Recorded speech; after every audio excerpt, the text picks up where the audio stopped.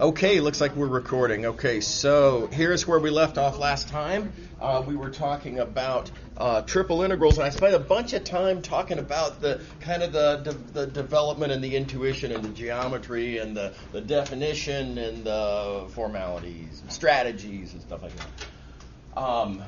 But as I said at the start of the section on triple integrals, I mean, really most of the challenge is in the geometry, in looking at an actual picture and going through our process in order to be able to find what those bounds are. One of the big challenges is just drawing the pictures, right? So please take that part of it seriously. Just as a quick reminder, I do have these recordings on my YouTube channel if you might want to, check them out. It's about an hour's worth of discussion on how to draw three-dimensionally. And some of the figures that we're going to talk about today are some of the figures that are discussed in great detail in those recordings. Okay, so we went through this one last time, and just as a quick reminder, for example, if we are interested in figuring out what this bound here is, where did that 1 minus x come from? Right? Well, that is one of my y bounds, which means that x is already fixed, which means I'm looking at a specific x slice. Right? So that's something we know. I can also tell from the picture that the point that I'm interested in that defines that upper bound, in other words, the last value of y, as you move in the y direction, on the x slice, of course, right? That point is also in that face, which has this equation. That's in addition to the fact that we know x, of course. And then furthermore than that, I can also tell from the picture that the point in question is on that face, which is part of the plane with that equation. So again, reminder, trying to find this bound, which corresponds to this point, which is on all of these surfaces. I just need to solve for y. After all, that is the coordinate whose upper bound I'm looking for. Just need to solve for y in that trio of equations, which gives me that, which gives me then my upper bound. Okay, how are we doing? Does that all look familiar? Okay. All right, so more examples to follow. This next example I'm going to show you will introduce a different method, different point of view, I guess you could say, on ultimately the same thing. Before we get to that, real quick, a couple of reminders. This is all total rip-offs from the discussion of double integrals, so try not to slice through corners. For the same reason, because when you slice through a corner, then for the next inside most integral, you're going to have conflicting surfaces, and therefore conflicting equations, and therefore conflicting formulas for the bounds. So anytime you slice through a corner, something bad's about to happen, right? So do your best not to. And of course, sometimes you can't avoid it. Sometimes it's just not possible. But there is an option where you don't have to slice through a corner. And that's probably a good option. Likewise, try to look for what's more naturally a function of what. And let that guide, let that advise your choices. Okay, the new method I want to talk about is this idea of projections. There are various considerations as to exactly what to look for and then how to use it. And rather than walk through these without any context, I'm going to come back to that, use that as kind of a summary, after we kind of discover the process in this example here. So let's just dive into this example. Here's our shape. It's blah, blah, blah, a bunch of discussion as to what that shape is. Here's what the eventual picture looks like. It's this solid here like that. All right. Now, I guess I'll point out, again, one of the challenges of this stuff is the geometry. It's being able to draw the picture, but then in addition to that, being able to interpret from the text and the given equations what it is that you're trying to draw. right? So there's that as well. So there's some thinking to do about how this discussion here gives rise to that solid, both the interpretation and then the subsequent sort of art. So make sure to think that through. Make sure that you're comfortable with this. Make sure you can do this yourself. Okay. That said, how are we going to analyze this? I'm going to start by noticing from the rules, broad brushstroke advice that we have on how to make decisions, I see pretty clearly here that z much more nicely a function of x and y than either of those other variables is of the other two. So like if I were to solve for x in this, I'm going to get square roots. Nobody wants that, right? Likewise, if I tried to solve for y. So since z is the better of the three variables to solve for, that suggests that I should put my dz on the inside, like I've done here. So that's why I'm making that choice. Well, that's one of the reasons why I'm making that choice. Okay. All right. Now, of course, if I put dz on the inside, it follows that x and y are going to be the variables whose differentials are on the outside, the two most outside spots. So that's something that I can move along with now. Let's think about what's the consequences of that in this picture. Dx, dy on the outside. So, reminder, here's my solid. It's hard to draw. It's hard to think about. It's hard to think about what the slices look like. By the way, give this a try. Try to, in addition to drawing this solid, try to draw one of these slices. And it's tricky. You really got to think it through, and it's very challenging to get a good result. What we're going to find is that in some sense we don't have to. There's a real clever observation to be made here, and it involves looking, instead of at the solid, looking at the projection down into the xy plane as suggested by x and y being my two variables further to the outside in the slicing. So how does that work, right? What gives me the right to just say I'm not going to look at this solid, I'm going to look at its shadow down here in the xy plane? And here's the key observation, the thing that makes us all hold together, and that is that when I look at the shadow, when I project a solid down into the xy plane, the only thing that happens to the z-coordinates. Nothing happens to x and y. Not a thing, right? Any point up here in this solid, when I look at its projection down here, the x-coordinate stays the same, the y-coordinate stays the same. So, nice punchline then. The range of values of x and y over the shadow and the ranges of values of x and y over the solid are the same. So, for example, one thing I could do, I suppose, I could take my solid, and as I go perpendicular to the y-axis, as I kind of need that. As I slice perpendicular to the y-axis, let me get rid of all that. Those slices look kind of like this, right? And I can talk about where the first and last are, and I can talk about a representative one. Sure, fine, I suppose, but check this out. I can also just look at their shadows down here in the projection, right? So why visualize, hard to draw y slices when there are these much easier to visualize, much easier to draw y slices of the shadow? Is that cool? Related. Once you pick one, right, and keep in mind that's our process. When you move further to the inside, now I want to do my x bounds. Now, as I move in the x direction, I need to look at x slices. So let's see, of course, an x slice perpendicular to the x-axis like that, and you think about, okay, well, what does one of these x slices look like for my existing y slice?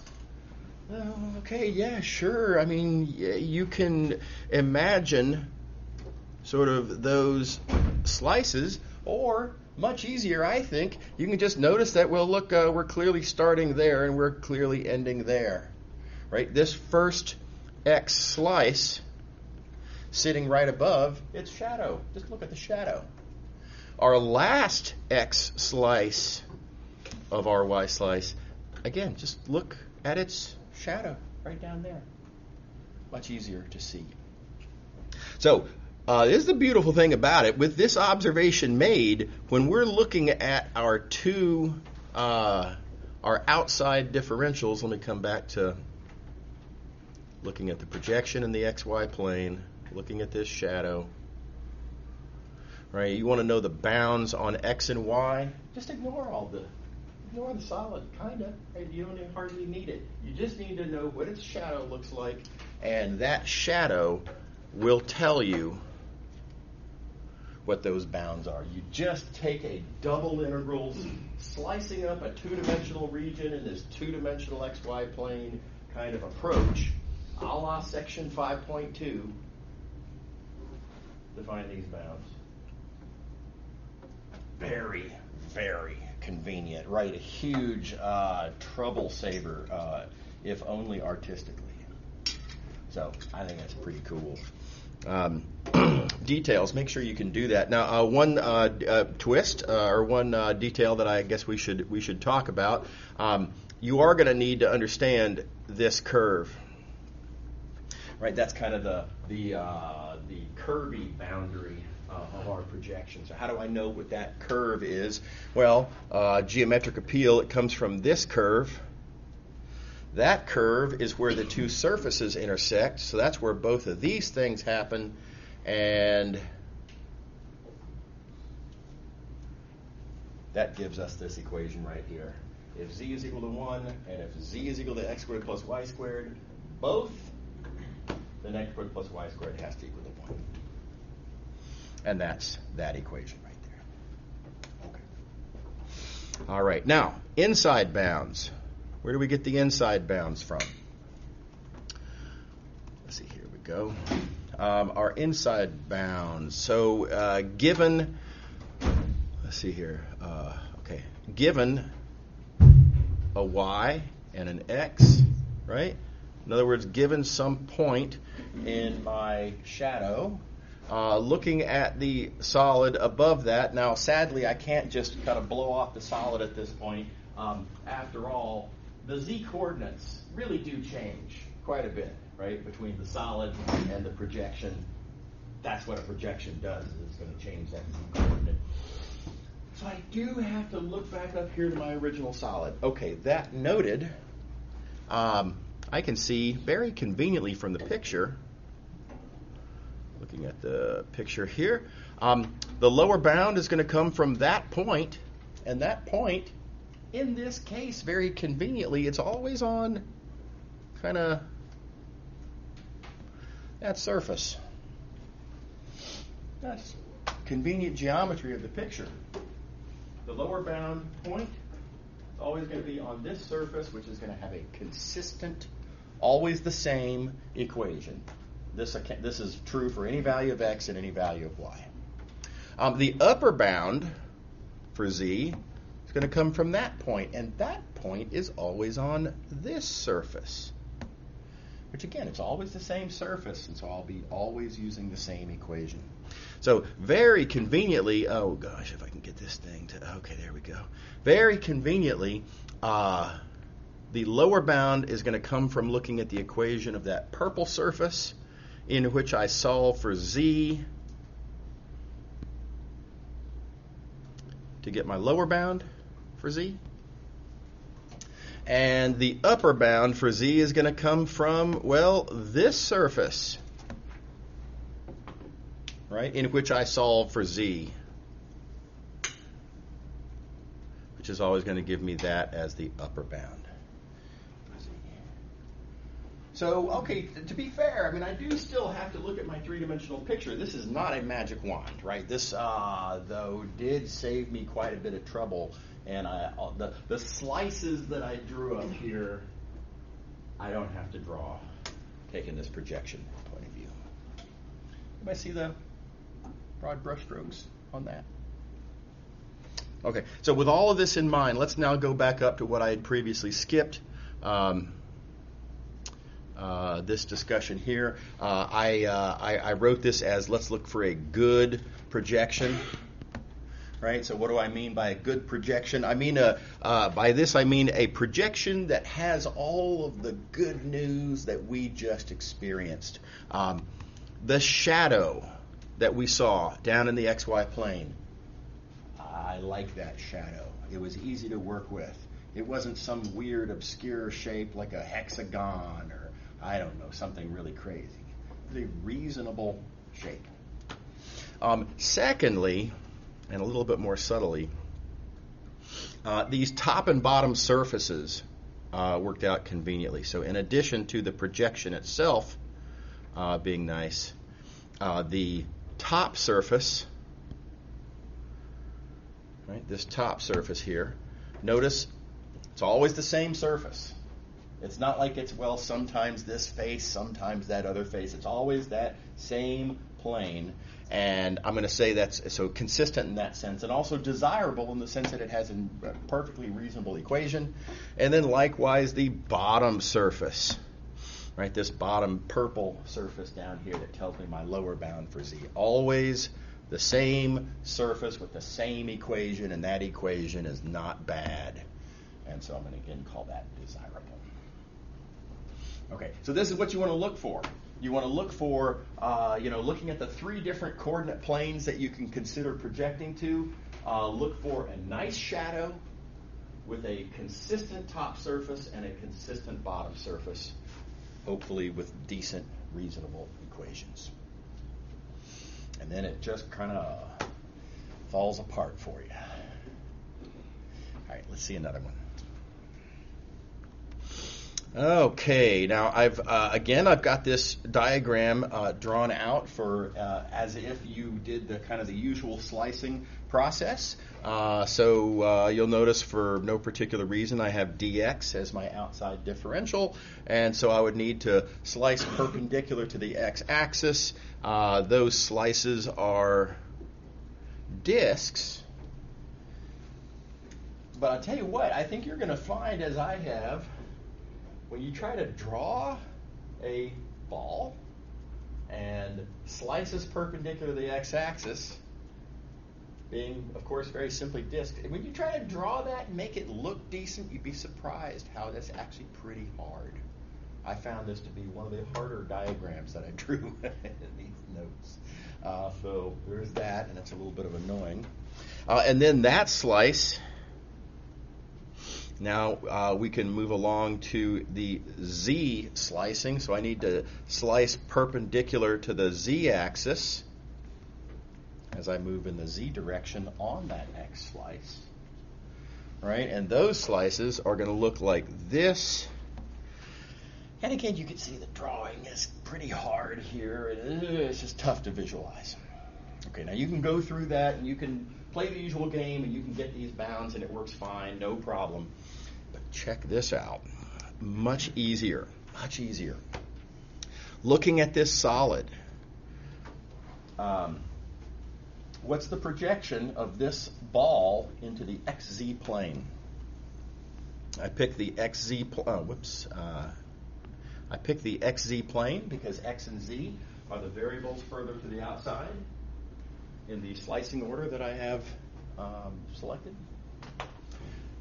That's a disk. Not much to it, right? It's just, artistically, this is, well, I mean, it's not like that's a good picture, but I think this is not hard to visualize, I would hope, that the projection of a ball is just a disk.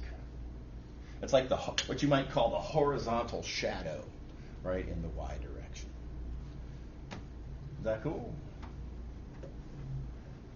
you can then take this disk. I mean, it's really a two-dimensional picture at this point. This, what I have shaded in blue, my XZ shadow, is just a disk in the XZ plane. You can draw yourself a whole new picture, two-dimensional picture. Just XZ disk, slice it up a la double integrals, and these bounds right here all come straight out of just a double integral slicing of this projection into the XZ plane.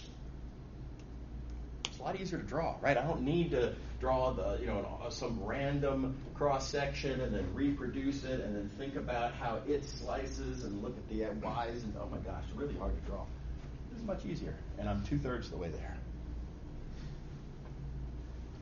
And then lastly, as we discussed in the previous example, I need to think now about slicing in the Y direction. And as I slice in the Y direction, without drawing any of those slices, I think it's a pretty easy sell that sort of the left half of the sphere is going to be where my Y lower bounds are going to come from. And then the right half of the sphere is going to be where my Y upper bounds are going to come from. And they're just on the sphere. The sphere has an easy equation. It's very easy on each of these green and red surfaces to just solve for Y. And in both cases, you're going to get these square roots. And the diagram, of course, clarifies for us which one is the lower bound and which one is the upper bound. So again, I think quite a bit easier than our generic sort of slicing process. Is that cool? How we doing? Everybody's happy with all this? Okay. All right. Next example. Now this is a tricky one. Fully admitted. We have here, you'll notice, 5 planes.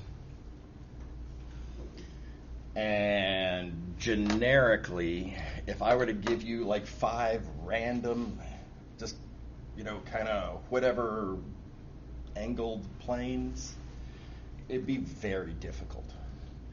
Inappropriately difficult, I think, to look at those 5 not these, but arbitrary 5 planes and figure out how they intersect and what do they actually bound. That'd be a really hard problem. So conveniently, that is not what's going on here. These 5 planes are special. Something very nice about these 5 planes, and that is that 3 of them, there's no Y's in the equations. And y'all may recall there was a little quick theorem that we observed way back at the very start of class, right? The first week of classes, I think it was. One of our very first things we wrote down is if you have an equation of a plane and there's no Y's in it, that plane's parallel to the Y-axis. So the big win on this then is I can just think about what these lines look like in the XZ plane, and since I know that the actual planes are parallel to the Y-axis, I can just kind of extend in the Y direction. And so just from this simple observation alone, I'm already 60% of the way there, right? These 3 planes I've drawn, these 3 planes just define kind of a prism. And now I just have 2 planes remaining. And I already have kind of in some sense, a framework, right? I know it's going to be mostly, largely anyway, this prism. So that's extremely helpful. So be on the lookout for this kind of thing. Very helpful. And from that, now we just have 2 planes left. Y equals 0 is an easy one. That's just the XZ plane. So I think about how that prism intersects the XZ plane. I get that left face. Right? And in this last one now, x plus y plus z equals 3. This one's where I'm going to have to actually do a little bit of work. That's not parallel to any of the axes or coordinate planes. That's just a weird angled plane.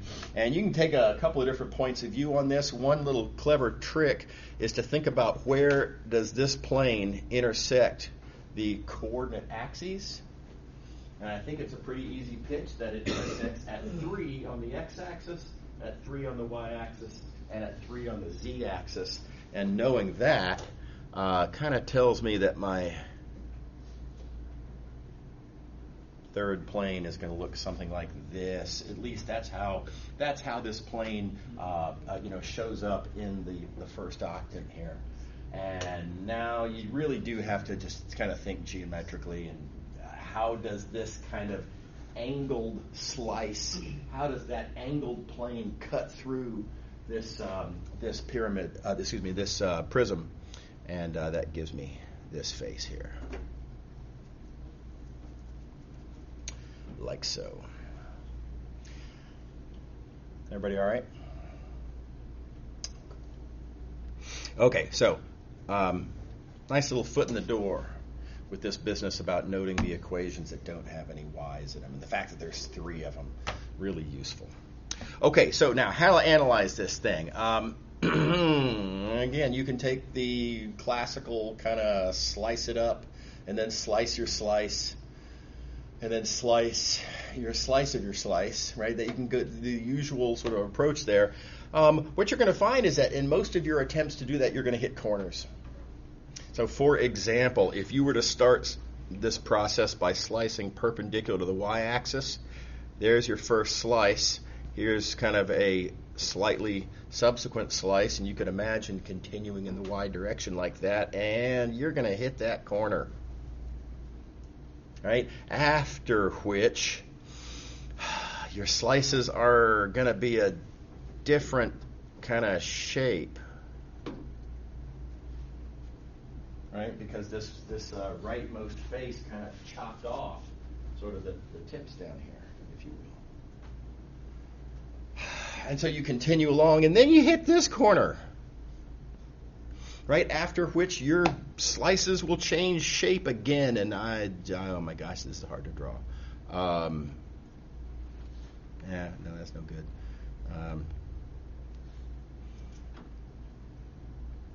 Something like that.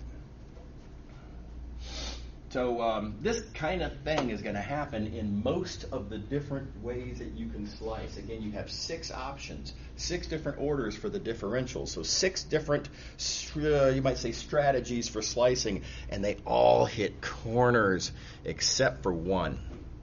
This is the only one that doesn't. So if you did want to take that sort of, direct kind of, the usual sort of approach, then this is your only reasonable choice. Right here, dy, dx, dz.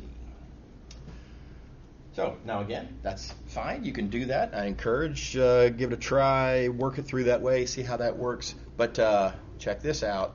I think much easier. Notice that we have a good projection into the XZ plane.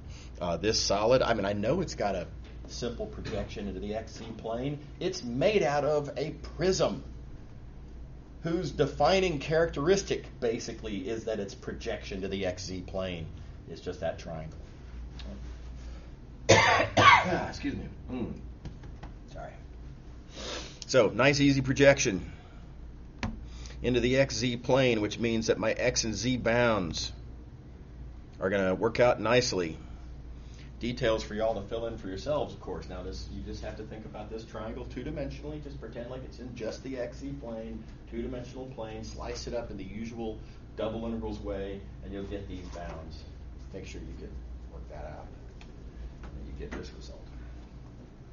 And then I just have to think about lower bounds and upper bounds. Well, the looking at these slices, looking at these XZ slices, you might say, in the y direction, well, my lower bound is consistently going to be coming from this face, where it is pretty easy to see y is always 0. Right? And then my upper bound for y, defined by this point here, is always going to be on this face, whose equation is what we saw above in the statement of the question, and when you solve for y, will give you that y is 3 minus x minus z. A lot easier. It's really quite a bit easier, I think, and certainly less challenging to draw. Is everybody happy with this one? Yes? Don't you still hit a corner there? Where do you think I'm hitting a corner? Is it not like the same problem you just drew out? So let me walk you through the process. Now, of course, I didn't take a slicing point of view on this, but let me go through what the slices would look like, right? So my z slices all look kind of like that. No corners, right? The first one is down here. The last one is up there. They all look the same, right? No corners. Let's see here. On a given z slice, my x slices are all just going to be line segments that look like this. No corners, right? Does that make sense? Yeah. But you can see here, this is why I chose to put x here and not y. Because if I had done y slices next, right, if I had squeezed the dy in between those, my y slices, you're absolutely right, that would hit a corner.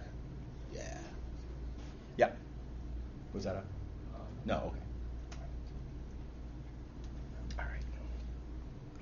But really the big point on this is that we don't have to take a slicing approach. And if you take this projection approach and, easy projection, easy lower bound surface, easy upper bound surface, and I don't have to think about projections at all. I don't have to think about slices at all, excuse me. Okay. All righty. I also like this example as a good excuse to point out. Here's where a lot of the little hack shortcuts that they like to teach in high school multivariable calculus classes will crash and burn. So just looking up here at these 5 equations, I claim it is practically invisible in the algebra. In that algebra, how would you detect that this is the only order that you can slice? I don't think you can see that in that algebra. I don't think it's at all visible. Right? And so whatever little formula that, little shortcut workaround, don't worry, you don't have to visualize it. Just use the formulas in the statement of the question, and you can just write down the answer. No, you can't. Not on this one. It's really not visible. Just this mere fact alone that you can't even see where the corners are, right, I think demonstrates that you really have to have a picture. And you have to think about some responsible point of view on how to do the slicing. Okay. All right. Okay, last example. This is just another one that's geometrically hard. Quite a weird shape that we have here. We're looking at that surface. That's a paraboloid, right? And then we have this surface. There's another paraboloid. And we're looking for what is bounded by those two paraboloids. So what's kind of on the inside, if you will. So I'm going to shade that in like this. But I have to point out that's really not a good representation of this solid, because the solid, I have kind of a scoop taken out of a larger blob, but it doesn't punch all the way through in this direction. So I haven't shaded this in, but there is some solid there, kind of in between the two paraboloids. And likewise on the backside, right? So imagine this is kind of this shape is like you imagine like a really thick wine glass, right? With a lot that would never. I don't think they make these, right? But if you had a really heavy, thick wine glass turned on its side like this, right? Well, this is the lip of the wine glass, and there is glass in here, and there is glass in there. And I don't know how to draw that without making it look like we're talking about the whole solid. It's a pretty difficult shape to draw. So you're really going to have to use your imagination, even with this, kind of passable drawing here. Okay, so that noted. You can try to do slices, but all sorts of bad things happen when you start taking your slices. So, for example, in the y direction, for a while your slices look like this, but then eventually you hit this vertex here, and after that point, your slices become annuli, like that. That's terrible, right? This is really bad. If I were to, how do I slice up this annulus in the XZ directions? I would hit these inside. Oh my gosh, it's a ridiculous nightmare. Okay. And the like for other different ways that you can slice it up. At best, it's going to be very difficult to draw the pictures, right? So, for example, here's my honest best attempt at drawing a slice perpendicular to the z-axis now, and I've done this a bunch of times. So, even with that advantage,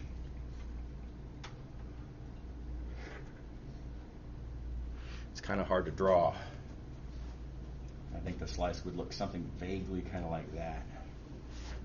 Hard to draw, hard to visualize. We don't want to have to do it that way. So let's just not. Let's observe much more conveniently. First of all, very quick to notice that y is highly desirable to solve for instead of x or z, right? So we almost have to choose. I guess that's an overstatement, but we're, I already had it written here. We have to almost put dy on the inside because that's the one I want to solve for. I don't want square roots. And that forces me to put x and z on the outside. With x and z on the outside, I know I'm thinking about a projection into the xz plane. That shadow, that projection in the xz plane, it looks something kind of like that. It's a disk. Nothing to it. Right? And details to be followed, of course, but that disk gives me my x and z bounds like so. Yeah? I understand why we're putting y on the inside. Yeah. And then I understand the need for the xz plane to be on the outside. That makes sense to me. Yeah. Why is it z then x rather than x? Doesn't matter. It doesn't. No, that's right. So I picked this pretty arbitrarily. Okay. Yeah. If you want to do dx dz instead of dz dx, it'll make practically no difference. I mean, technically these will change a little bit, but in terms of difficulty, it shouldn't make any difference at all. Thanks. Yep. And then also, very conveniently, notice that in thinking about one of these slices, and let's go back to this here. Now, if I want to talk about the range of values for y, what's going on with y as y goes from there to there? Well, my lower bound for y is always on that one same surface, consistently on that surface, which then gives me solving for y in that equation. That is my lower bound for y, right? And then my upper bound for y is going to be a point that's always on this surface consistently, and so therefore that is my upper bound for y. So this projection point of view crushes this problem. I think this is arguably the most persuasive of the examples that we've seen on how, oh man, it's really nice to be able to take this projection point of view and avoid that slicing problem. Okay. All right. I think this is undersold in the book, by the way, so that's why I'm spending a bunch of time on it. I think this is a great method. Okay, moving along, 5.5. Real quick, I want to review something that I know that y'all already know. You already know this thing called the substitution rule. The substitution rule tells us that these two integrals are the same. Now, you probably haven't seen the substitution rule. Well, correction. You may not have seen the substitution rule written as an equation. When I was in high school, I saw the substitution rule written as a hey, check it out, you can play with the equations kind of like this, right? It was more a strategy than an equation. But this is what results from the strategy, and so this is really kind of how we should write it. The other thing I'll point out about this is that, you might have primarily seen the substitution rule as a statement about antiderivatives. Here I'm writing it as a statement about integrals. Notice the bounds are here. Notice this indicates how the bounds are different in these two integrals. And that's something that if you kind of think it through from whatever point of view you got in high school or in your single variable calculus experience, you can probably persuade yourself as well. Okay, I want to take a different point of view on this. This is not a Calc 2 class, right? A Calc 1 class. I'm doing this quick rehash of the substitution rule to lay some groundwork, to set up a pattern, right? And y'all have seen me do this in the past, right? I took a single variable calculus point of view on derivatives to motivate the multivariable calculus point of view. And likewise, a single variable calculus point of view on integrals and Riemann sums to motivate multivariable Riemann sums, double integrals, triple integrals, and probably elsewhere as well. So we're going to take a particular point of view so that we can generalize it best. And here's the particular point of view I want to take on this. I don't want to view this as an algebraic thing. I want to view this kind of geometrically. So specifically, I've got this function here, g, and I want to view that as taking the interval from a to b on the t-axis, and you can plug that interval into this g function, and what comes out is the interval from g of a to g of b on the x-axis. Right? So the points in this blue interval are the inputs. The points in this orange interval are the outputs. Okay. All right. Now here's two related notes. I want to talk about this idea of a pullback. This is going to seem a little weird, but G goes to the right. Right? T is my input, X is my output. But if you were to use that function G to do a substitution, notice it would turn the X integral into the T integral. What happens to the integral is backwards from what the function's doing. And roughly speaking, the point here is that this is actually how plugging in works, loosely speaking. I'll give you another example in a second. But when you have a function, points go in the direction that the function goes, but expressions go the other way. So just to demonstrate to you all that this is not a peculiarity of substitutions. Here's just a really easy little example. Suppose I have g of t equals t cubed. Let's call that x. So t is my input, x is my output. If I had some expression involving x's, like sine x, and now let's just think about the act of plugging in. That's all this is, the act of plugging in. When I plug this in for that x, the result is that I get a new expression. I would get sine of, well, let's see, sine of x, but I'm plugging in for x, I'm plugging in t cubed, so I get sine of t cubed. And sure enough, while g takes t's on the left and produces x's on the right, the act of plugging this equation in takes an expression on the right and turns it into an expression on the left. Plugging in makes expressions go backwards. Like I say, it's nothing deep. It's in some sense, y'all knew this in a way, but I just wanted to point it out explicitly. Okay, so this is what we call the pullback. And in this case, the pullback is the act of the integral on the right turning into the integral on the left. Okay. Next thing I want to talk about, let's look at this specific little subinterval here. This little subinterval on my A to B domain. Let's say the size is dt.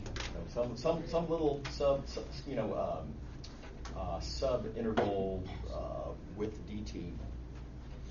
And when I plug in to my function, right, the function is going to take that and it's going to produce a subinterval of over here of size.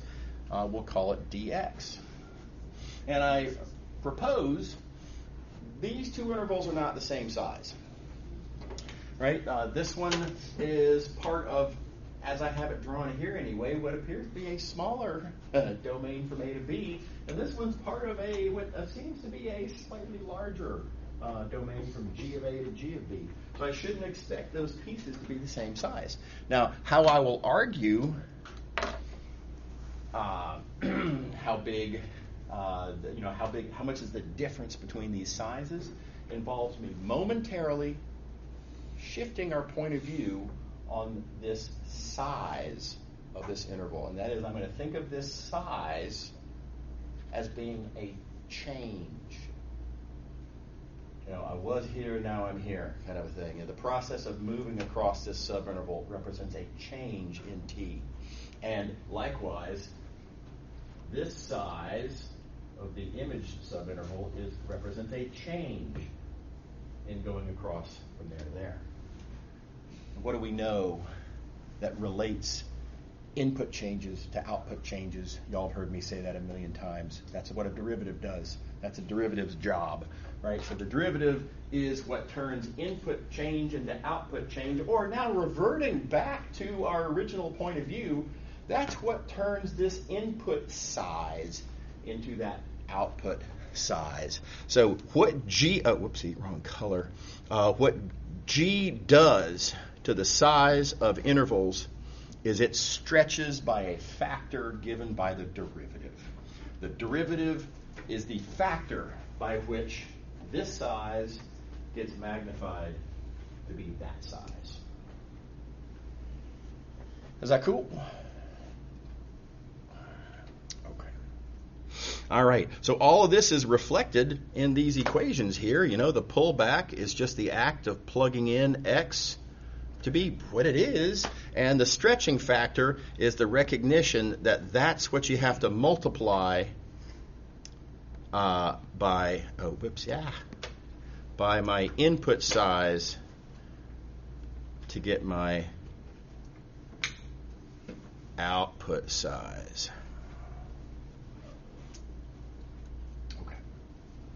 All right, so now the result of all this discussion is that y'all have, in some sense, no new knowledge. This is the exact substitution rule that you already had, but we have a different point of view on it. And this point of view is what I propose we can try to generalize to a multivariable setting. And it's not even really that hard. It's strategically, it's just exactly the same thing. If I have some domain over here, I can talk about what happens to that when I plug into some 2 variables in, 2 variables out function. It's going to produce a different shape output. And what we're going to find next time, I've got a minute here. Well, anyway, what we're going to find next time, details to be discussed later, is that this will allow us to turn this integral into this integral. Now, let's address real quick. This will be the last thing we'll do. Why would I want to do this?